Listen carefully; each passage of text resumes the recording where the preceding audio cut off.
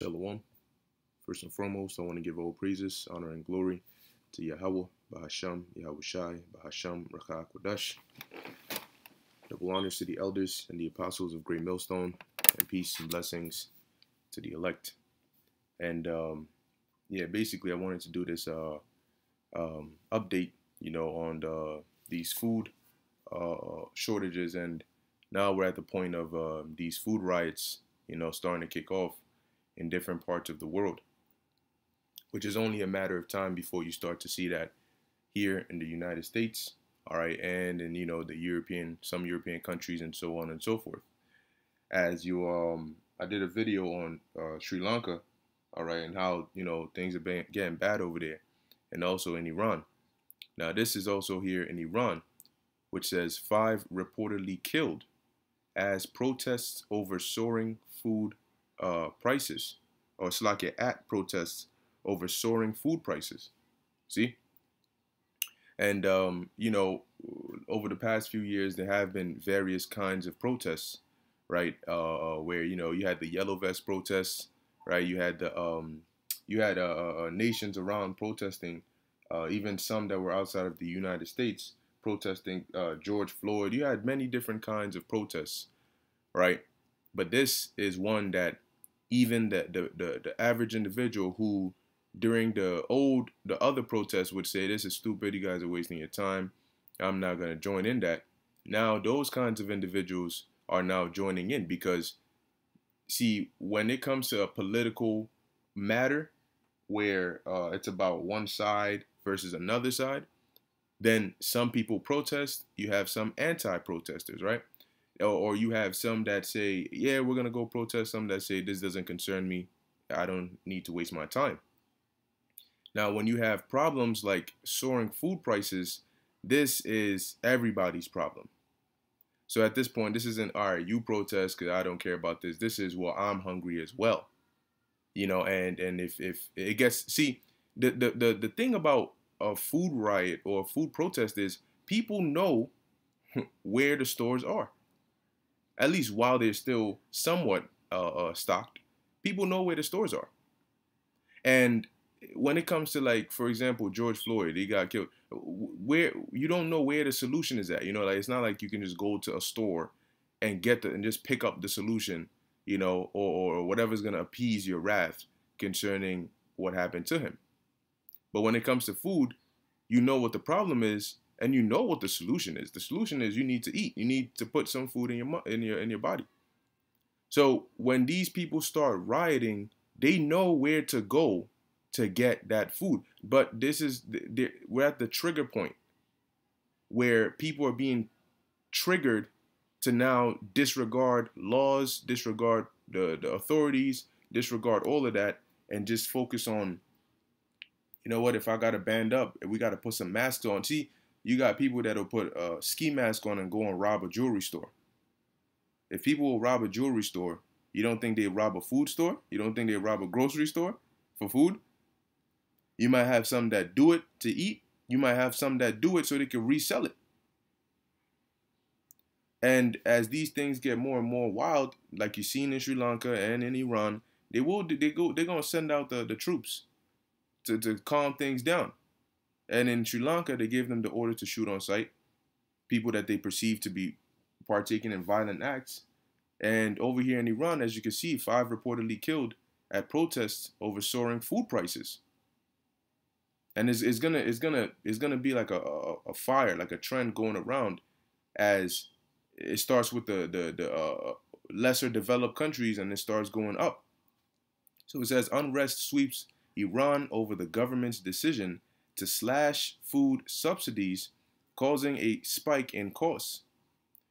Protests sweeping Iran over surging food prices have left 5 people dead, according to media reports. Also, I saw a breaking news notification this morning about. It says a Russian. Let me see if I could just pull it up and read it real quick.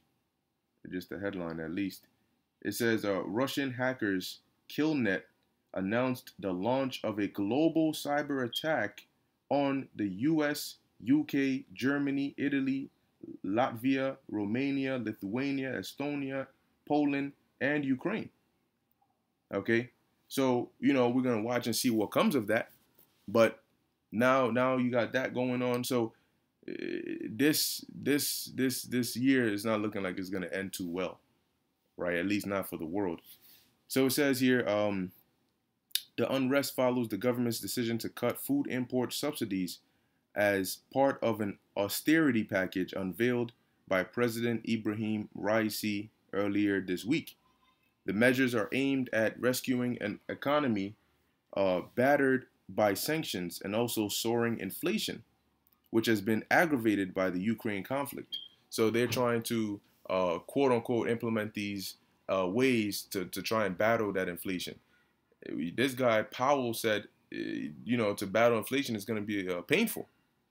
All right, it's going to be painful. So we'll get ready. Then and already as it is, people are struggling already as things are. So to make it worse, it's going to trigger. And it says the scrapping of subsidies has resulted in dramatic up to 300% increases in prices of everyday goods, such as cooking oil, chicken, eggs, and milk. It says Iran's government has pledged to protect low-income citizens from the inflationary shock with monthly cash handouts. But the situation has left consumers struggling to buy basic items. See, that's when it becomes a problem, when you can't even get basic items. It says with long lines appearing in front of food stores across the country. And you're going to start seeing that here. You're going to start seeing that here. Summertime is coming. It's going to get hot. When they start doing them rolling blackouts, if they hit this place with a cyber attack, ain't no water, ain't no food, people are going to be in some hard, difficult straits. Look at this. Look. See that?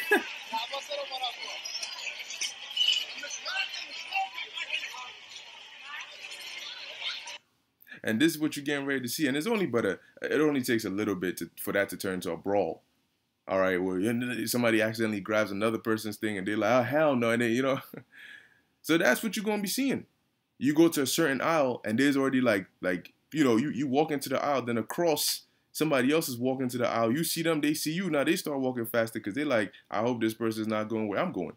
Because if there's only a few left, I'm taking that. So you might be online having, and that's wild. So the little bit of supplies are left. And once that goes, well, I'm going to play this again.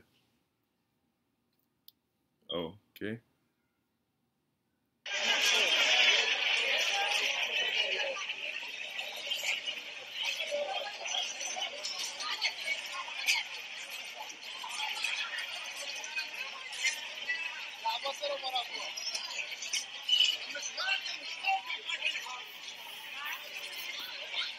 Yeah. See, so that's one thing, but as things get more desperate, people will be very serious in situations like that.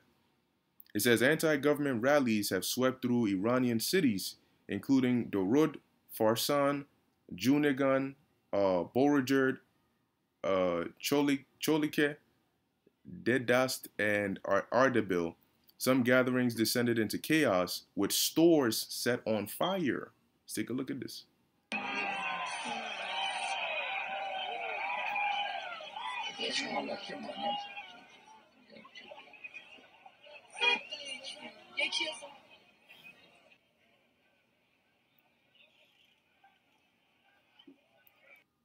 And in some of these cases, man, these people are out there and everybody's hungry, right? When it gets to that point, which is getting there, but all these people are going to be hungry. So the slightest inkling of food, everybody's going to swarm there. You're going to have stampedes.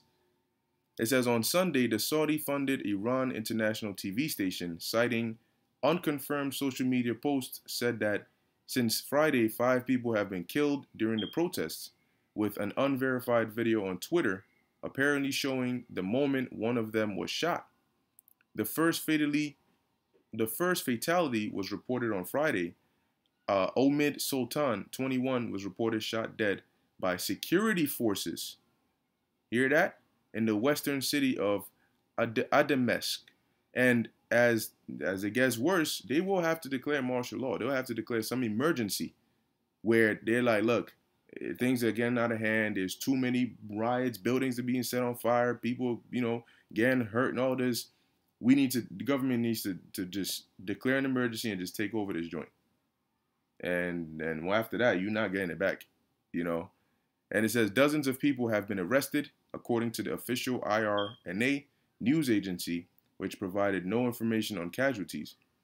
All right, it says Iran's official inflation rate stands at around 40%, with almost half the country's 82 million strong population now living below the poverty line. This is almost half are now living below the poverty line. And that's about to come here. People who at first could comfortably eat, as it says in Lamentations, right? Now you're going to be struggling just to get something to eat. And we're going to be calling on Yahweh Ba'Shem Yahushai because we also here. We're also human. We also need to eat. It says, since the launch of the Russian military attack on Ukraine in the end of February, food prices have skyrocketed around the world, prompting fears of a global food crisis. Now check this out. It says down here, UNCTAD earlier warned that all countries would be impacted by the crisis. Increases in food and fuel prices will affect the most vulnerable in developing countries, putting pressure on the poorest households, which spend the highest share of their income on food, resulting in hardship, tribulation, 2nd Esdras 15, and hunger. As a matter of fact, now I gotta get that real quick. Okay, tribulation or hardship. What is tribulation? Hardship, trouble, right? So 2nd Esdras 15, and we are literally staring this prophecy in the face. And I'm going to just go straight to the point right here. 2nd Esdras 15 and 19, a man shall have no pity on his neighbor, but shall destroy their houses with the sword, which is a weapon, and spoil their goods because of the lack of bread and for great tribulation, right? The lack of bread, hunger, and great tribulation, hardship. So this resulting in hardship and hunger, well, the scriptures tell us what is that going to make them do? What are they going to do in reaction to that? Okay. So next, this is the book of 2nd Esdras 16 and 22. For many of them that dwell upon earth shall perish of famine, and the other that escape the hunger shall the sword destroy. Okay, many that dwell upon the earth shall perish of famine. They're going to die. That's what it means to perish. And the other that escape the hunger, those that manage to get something to eat and survive, shall the sword destroy. So they're going to get killed in other means. And all this, Ezekiel 7 and 5, thus saith the Lord, power, Yahweh, and evil and only evil, behold, is come. And that's what you're seeing on all fronts. The end is come, the end is come, it watcheth for thee, behold, it is come. And that's the message we're telling you, that the end is come, it's here. People better start getting serious, because once these food prices hit a city near you, you are going to be in some hard straits if you don't have Yahweh Ba'Shem Yahushai on your side, and if you don't have faith in Yahweh Ba'Shem Yahushai. So it's not coming, it's here. Anyway, with that, I'm going to end it here. Lord willing, that was edifying to the elect. In closing, I want to give all praises, honor, and glory to Yahweh Ba'Shem Yahushai Ba'Shem Rakah Kodash. Until next time, Shalom.